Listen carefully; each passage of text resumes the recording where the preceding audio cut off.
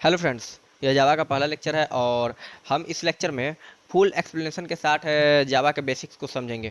क्योंकि यूट्यूब पर आपको बहुत सारे जावा के लेक्चर्स मिल जाएंगे, लेकिन आपको उसमें बेसिक्स से नहीं समझाएंगे। उसमें ये प्रोग्राम लिख रहे हैं, प्रोग्राम को रन कर देंगे, हेलो वर्ल्ड आप रन कीजिए, उसको प्रिंट कीजिए, आउटपुट कीजिए, ये कीजिए, वो कीजिए। लेकिन उसको एक्सप्लेनेशन के साथ आपको ये नहीं समझाएंगे कि पब्लिक का मतलब क्या है, आपका क्लास का मतलब क्या है, हेलो का मतलब क्या है, यहाँ पर स्टैटिक वॉइड ये सब क्यों लिख रहे हैं, ये चीज़ नहीं समझाएंगे। तो आपको बेसिक से, अगर बेसिक मजबूत रहेगा तभी आप आगे अच्छे से समझ पाएंगे। तो हम लोग इस वीडियो में यही डिस्कस करने वाले, और ये लेक्चर 1 है। और आगे के लेक्चर पाने के लिए कृपया वीडियो को लाइक करें, शेयर करें एंड कमेंट करें, और चैनल को सब्सक्राइब कर दे, बेल आइकन को प्रेस करना भूलें। तो चलिए वीडियो को स्टार्ट करते हुए आगे बढ़ते हैं। तो जैसा कि यहाँ पर आप देख रहे हैं, ये पब्लिक क्लास हेलो लिखा हुआ है, ये है क्या? यहाँ पर हम लोग ये डिफाइन कर रहे हैं क्लास को। तो पहला चीज़ आपको ये समझना है, in Java everything goes in a class. Java में आपका जो भी है सब क्लास के अंदर है। तो यहाँ क्लास हम डिफाइन कर रहे हैं पब्लिक। पब्लिक का मतलब क्या है? पब्लिक का मतलब हुआ, public means every one can access it. इसे कोई भी एक्सेस कर सकता है। पब्लिक का मतलब यही है। ठीक है, पब्लिक लिखने का हमारा मेन मुद्दा यही है। ठीक है, तो यहाँ क्लास हम लोग बना रहे हैं, यहाँ क्लास लिखकर। और आगे समझेंगे क्लास का मतलब, ऑब्जेक्ट का मतलब क्या है, अभी से टेंशन लेने की जरूरत नहीं है। यहाँ हेलो लिखा हुआ है, तो हेलो क्या है? हेलो क्लास का नेम है। तो आपको दो चीज़ें यहाँ समझना है कि जब भी आप क्लास का नेम लीजिएगा वो कैपिटल लेटर से स्टार्ट होगा। देखिए यहाँ पर ये भी लिखा हुआ है। टोटल आपको अलग से नोट्स बनाने की जरूरत नहीं है, यहाँ पर टोटल लिखा हुआ है। आप इसको चाहें तो आप अपने नोटबुक पर लिख सकते हैं।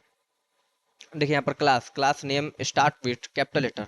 ठीक है, दूसरा पॉइंट आपको ये देखना है कि जो आप क्लास नेम यहाँ दीजिएगा, जैसे ये हेलो क्लास नेम है, तो आपका फाइल का नेम भी वही सेम रहना चाहिए।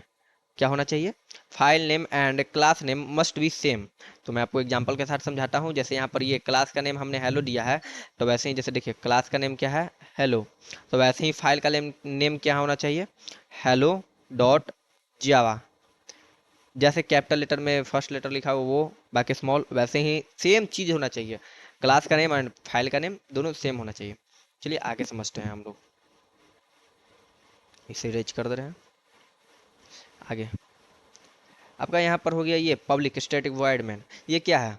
ये हम लोग मेथड यहाँ पर डिफाइन कर रहे हैं। ठीक है, तो पहला आपको ये समझना है कि क्लास के अंदर मेथड होता है।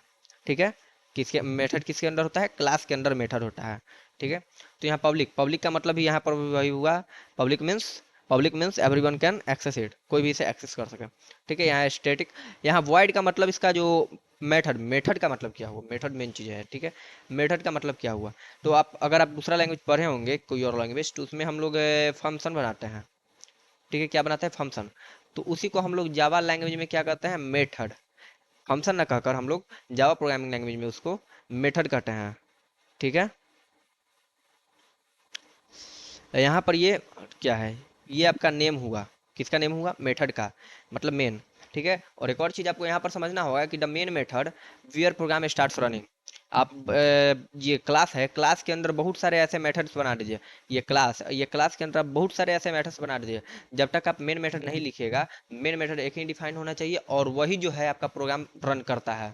मेन मेथड ही रन करता है। अगर आप मेन मेथड यहाँ पर मेन हटाकर कोई और नाम दे दीजिएगा, तो वो रन नहीं करेगा, प्रोग्राम एरर दे देगा, कहेगा कि मेन मेथड फाइंड ही नहीं हो रहा है। तो मेन मेथड का आपको डिफाइन करना बहुत जरूरी है। उसके बाद आप बहुत सारे मेथड बनाइए और इसमें मेंशन कर दीजिए कि हाँ ये मेथड है, वो मेथड है, उसको कॉल कर दीजिए, पुकार दीजिए उसको। ठीक है, उसको कॉल कर दीजिए, तो वो रन हो जाएगा।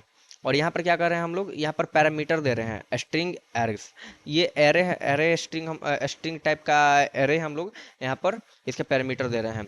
यहाँ पर आप देख रहे होंगे कि ये एरे का जो रिप्रेजेंट कर रहे हैं, वो आप सोच रहे हैं कि आर्क्स, जो आर्क्स है एरे का नेम है, आर्क्स क्या है? एरे का नेम है। तो हम लोग इसके बाद भी कर सकते हैं? नहीं, ऐसा जावा में नहीं कहा गया कि इसके बाद ही कर सकते हैं। इसमें आप जावा में ये है कि आप जो रिप्रेजेंट कर रहे हैं एरे को, तो आप एरे नेम के बाद भी कर सकते हैं और एरे नेम के पहले भी कर सकते हैं। इस कारण हमने यहाँ भी लिख दिया, चाहेंगे तो यहाँ भी लिख सकते हैं, कोई प्रॉब्लम नहीं है। अब यहाँ पर ये क्या है? ये हमारा स्टेटमेंट है। तो स्टेटमेंट किसके अंदर हुआ? मेथड के अंदर। मेथड के अंदर स्टेटमेंट हुआ। फिर से समझते हैं, क्लास के अंदर क्या है? क्लास के अंदर हमारा मेथड है, मेथड के अंदर स्टेटमेंट। स्टेटमेंट क्या है? स्टेटमेंट कह सकते हैं कि एक्शन परफॉर्म करता है। ठीक है, चलिए इसको भी आगे देखते हैं। यहाँ पर और कोई पॉइंट नहीं छूटा है। देखिए यहाँ पर भी ये लिखा हुआ है, स्ट्रिंग आपका array arcs is parameter of main method. ठीक है, अब आगे कुछ पॉइंट समझते हैं, उसे अच्छा से हमें समझ में आएगा कि हाँ आगे क्या करना चाह रहे हैं। Java program are made up of class and methods. जो आपका जावा प्रोग्राम है, टोटल क्लास और मेथड से बना हुआ है। किससे बना हुआ है? क्लास और मेथड से बना हुआ है आपका जावा प्रोग्राम। ठीक है,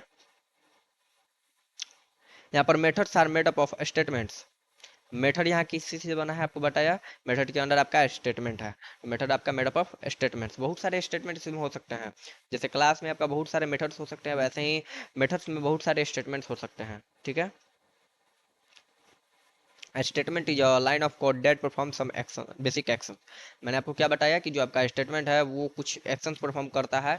बहुत सारे वैसे स्टेटमेंट्स हो सकते हैं जो एक्शंस परफॉर्म करता है, आगे पढ़ेंगे उसके बारे में भी। अभी अभी से आपको ये सब जानकर टेंशन लेने की जरूरत नहीं है, नहीं तो फिर समझ में नहीं आएगा। आगे उसके बारे में समझेंगे। Java is a case sensitive language. Java क्या है? केस सेंसिटिव लैंग्वेज है। इसका मतलब हम लोग समझते हैं, केस सेंसिटिव लैंग्वेज का मतलब कि जैसे new and new are different, ये सेम नहीं होगा। जैसे यहाँ पर एक और चीज़ है, जावा ये case sensitive language, it means upper case and lower case are different. मतलब जो अपर केस है और लोअर केस दोनों डिफरेंट रहेगा। एक और चीज़ मैं आपको यहाँ अगर ऐसे नहीं समझ में आ रहा तो ऐसे समझा देता हूँ। जैसे इस तरीका से न्यू लिखें, ये नॉट इक्वल टू रहेगा इस तरह से न्यू का। ये मत समझिएगा कि न्यू ये भी लिखा हुआ है, न्यू ये भी लिखा हुआ है तो दोनों सेम रहेगा, ये नहीं। ये नॉट इक्वल टू रहेगा, दोनों डिफरेंट रहेगा। आई होप आप लोग समझ गए होंगे। आगे देखते हैं। A method, method is a sequence of statement. Method क्या है? स्टेटमेंट का सीक्वेंस है। जैसा कि आप यहाँ देख सकते हैं, यहाँ स्टेटमेंट लिखा हुआ है, स्टेटमेंट का सीक्वेंस है मेथड। बहुत सारे स्टेटमेंट हो सकते हैं वैसे। Class is a collection of method. Class मैंने क्या बताया आपको, क्लास के अंदर यहाँ मेथड्स है। यहाँ पर आप देख सकते हैं कि क्लास मैंने डिफाइंड किया, उसके अंदर मेथड्स हमारा है। क्लास है और उसके अंदर मेथड्स है। तो क्लास के अंदर बहुत सारे मेथड्स रख सकते हैं हम लोग। क्या रख सकते हैं? क्लास के अंदर बहुत सारे फंक्शन रख सकते हैं। जैसे मैंने अब आपको बताया ही कि क्लास के अंदर बहुत सारे फंक्शन रख सकते हैं, मेथड रख सकते हैं।